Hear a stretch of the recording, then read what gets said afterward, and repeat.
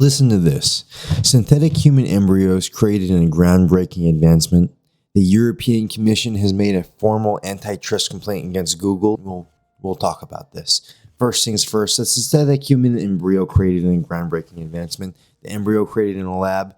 This breakthrough could aid research in solving genetic disorders, but it also raises some serious ethical and legal issues. In 2022, there's an experiment done on synthetic mouse embryos about months ago, where researchers have created the first synthetic embryo in a groundbreaking feat that bypassed the need for sperm, eggs, and fertilization. Wednesday, 14th June 2023, when this article was written by The Guardian under biology, and they were reviewed, they talked about this advancement was done with a human embryo. Scientists say these model embryos, which resemble those in the earliest stages of human development, could create a crucial window on the impact of genetic disorder and the biological causes of recurrent miscarriage. However, the work also raises ethical and legal issues that the lab-grown entities fall outside current legislation in the UK and most other countries. The structures do not have a beating heart or the beginnings of a brain, but include cells that would typically go on to form a placenta, yolk sac, and the embryo itself. Professor Magdalena Zernicka-Getz of the University of Cambridge and the California Institute of Technology described the work in a plenary address on Wednesday at the International Society for Stem Cell Research at Research's annual meeting in Boston. Whew, that's a mouthful. We can create embryo-like models by reprogramming the embryonic stem cells, she told the meeting. So they're just telling the cells to do something else. There is no near-term prospect of the synthetic embryos being used clinically. It would be illegal to implant them into a patient's womb, and it is not yet clear whether these structures have the potential to continue maturing beyond the earliest stages of development. So far, it looks like they're just barely able to do anything. The motivation for the work is for scientists to understand the black box period of development that is so called, because scientists are only allowed to cultivate embryos in the lab up to a legal limit of 14 days. Oh, so it's not that they can't grow it any longer than that. They're just only allowed to grow it only for so long. They then pick up the course of development much further along by looking at pregnancy scans and embryos donated for research. Robin Lovell-Badge, the head of stem cell biology and development genetics at the Francis Crick Institute in London, said, "The idea is that if you really model normal human embryonic development using stem cells, you can gain an awful lot of information about how we can begin development. What can go wrong without having to use early embryos for research?" Now, I kind of agree. I feel like this is a way that doesn't really harm anybody. Lab grown. It's like eating lab grown steaks. You don't hurt a cow eating a lab grown steak. Right? Somebody tell me I'm wrong, please. Leave a comment. I'd like to know. I'm learning. We're all learning. Anyways, how I feel right now at this moment, I don't think it would be wrong. I don't think it would be such a bad idea to do that, because I feel like you're not hurting anybody and you could save many more lives and change the lives and enrich lives of so many more children and just people in the future that have genetic disorders that could be fixed or corrected in early stages of development. Anyways, previously, Zernicka-Getz, her team and our rival group at the Weizmann Institute in Israel showed that stem cells from mice could be encouraged to self-assemble into early embryo-like structures with intestinal tract, the beginnings of a brain, and a beating heart. Since then, a race has been underway to translate this work into human models. Several teams have been able to replicate the very earliest stages of human development. The race for the very first man-made man. Almost kind of feels like we're playing with God a little bit. I don't know. Who am I to say? The full details of the latest work from the Cambridge Caltech lab are yet to be published in a journal paper, but speaking at the conference, Zernica Getz described cultivating the embryos to a stage just beyond the equivalent of 14 days of development for a natural embryo. The model structures, each grown from a single embryonic cell, reached from the beginning of a developmental milestone known as gastrulation, when the embryo transforms from being a continuous sheet of cells to forming a distinct cell line and setting up the basic axis of the body.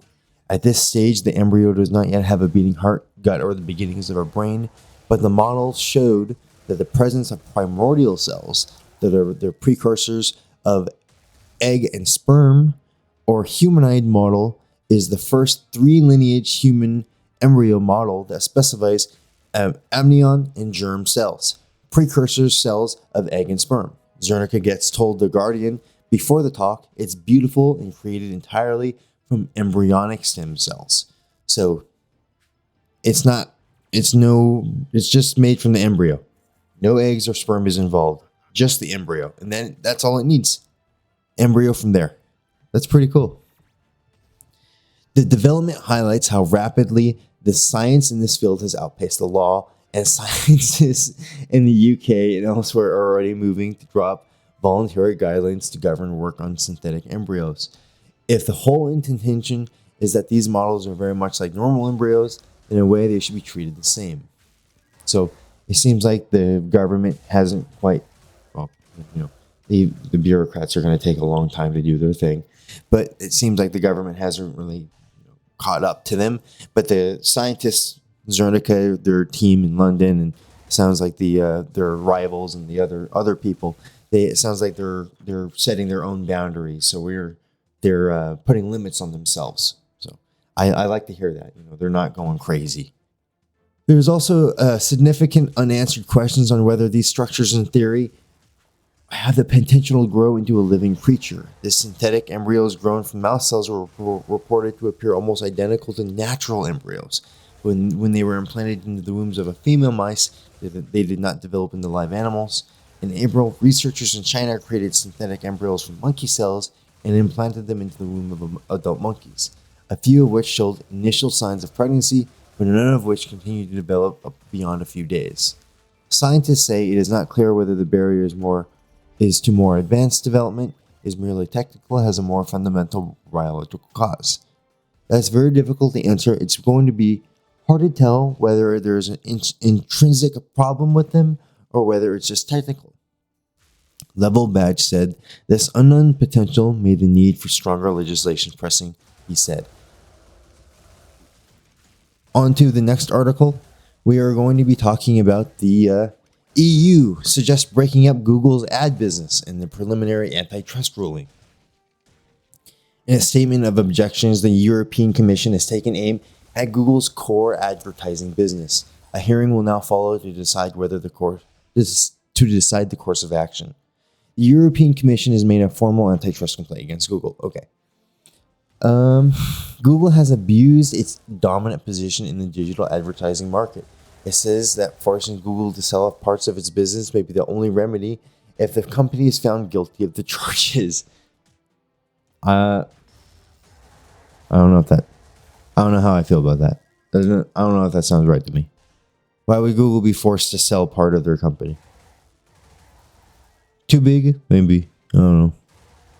We'll think about it. We'll talk about it. This would be a significant move targeting the main source of the search giant's revenue, and a rare example of the EU recommending at this stage. In an investigation, the Commission has already fined Google over 3 prior antitrust cases, but has only previously imposed behavioral remedies, changes to its business practices. Our preliminary concern is that Google may have used its market position to favor its own intermediation services. The Commission's executive vice president in charge of competition policy, Margrethe Vestager, said in a statement in its preliminary findings, the Commission says Google has abused its dominant positions since at least 2014 to favor its own ad exchange, as the Commission's press release explains. The commission is concerned that Google allegedly intentionally conducts aimed at giving Google's ad exchanges ADX a competitive advantage and may have forced a foreclosed rival ad exchange. This may have reinforced Google's AdX central role in the ad tech supply chain and Google's ability to charge a high fee for its service. The statement of objections issued today is an important step in the EU's investigation, but does not prejudge its outcome. Google will now have the opportunity to reply in writings and request a hearing, after which the Commission will decide whether Google has broken the antitrust law in the bloc. If found guilty, the EU's competition regulator can also fine Google up to 10% of its global sales and impose various changes to its business. In a statement, Google's VP of Global Ads, Dan Taylor, said the company disagrees with the Commission's position and called the digital advertising a highly competitive sector.